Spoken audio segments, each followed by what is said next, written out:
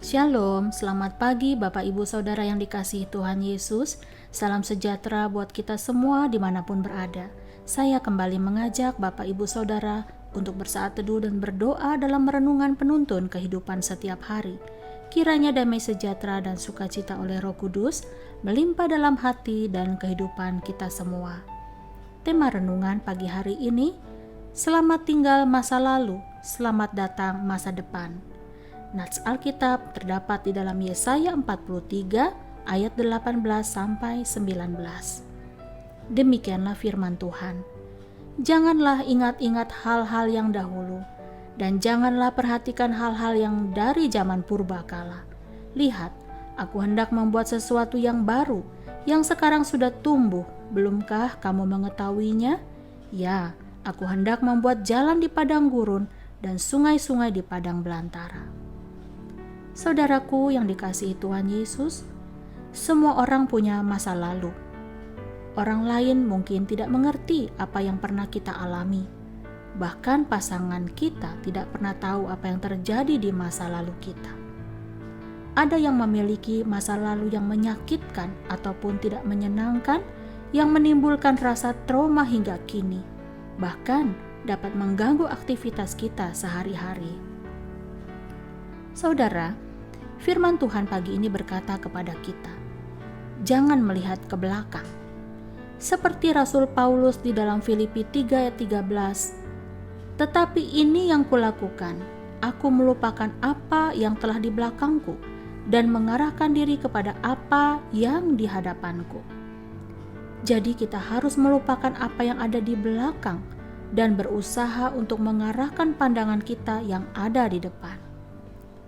Ada kecenderungan alami kita untuk melihat ke belakang, saudara. Melihat ke belakang bisa saja bermanfaat, tetapi tujuannya melihat kembali adalah untuk belajar. Tujuannya melihat kembali untuk memacu kita lebih maju, lebih bersemangat, dan hidup baru.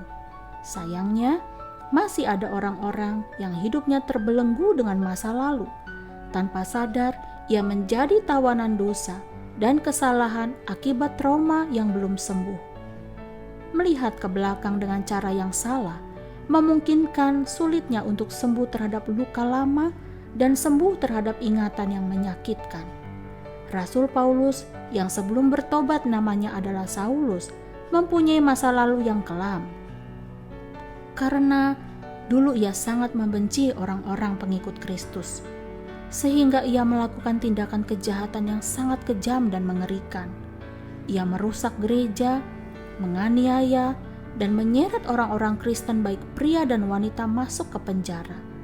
Bahkan ketika Stefanus, seorang saksi Kristus, dirajam oleh batu, Saulus juga berada di sana. Tetapi ketika Paulus bertobat melalui kasih karunia Allah dan menerima pengampunan dosa, ia memutuskan untuk melupakan masa lalunya, karena Tuhan Yesus sudah melupakan dan mengampuni dosa-dosanya. Ibrani 8 ayat 12 berkata, sebab aku akan menaruh belas kasihan terhadap kesalahan mereka dan tidak lagi mengingat dosa-dosa mereka. Jadi, Tuhan mengatakan kepada kita bahwa Dia tidak lagi mengingat dosa dan kesalahan kita. Jadi sudah seharusnya kita pun harus dapat mengampuni dan bersedia melupakan masa lalu kita. Saudaraku, masa lalu tidak dapat dirubah. Dan untuk melupakan tidak semudah seperti membalikan telapak tangan.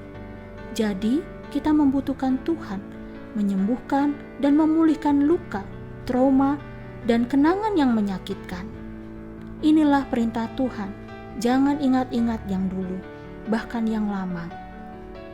Sebab Tuhan ingin membawa kita untuk melakukan sesuatu yang baru, tantangan yang baru, harapan yang baru dengan terus memandang kepada Yesus, mengarahkan kita kepada tujuan dan panggilan surgawi.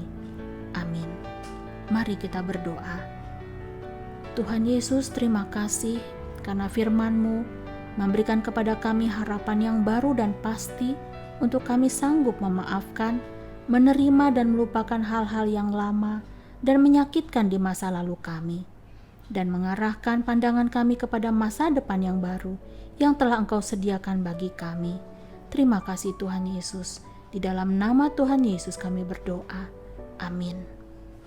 Kiranya berkat yang sempurna dari Allah Bapa, kasih karunia dari Tuhan Yesus Kristus, dan persekutuan indah dengan Roh Kudus menyertai kita semua dari sekarang ini dan sampai selama-lamanya. Maju terus dalam tuntunan Tuhan saudara, tetap semangat, sampai jumpa esok hari di penuntun kehidupan setiap hari. Tuhan Yesus memberkati.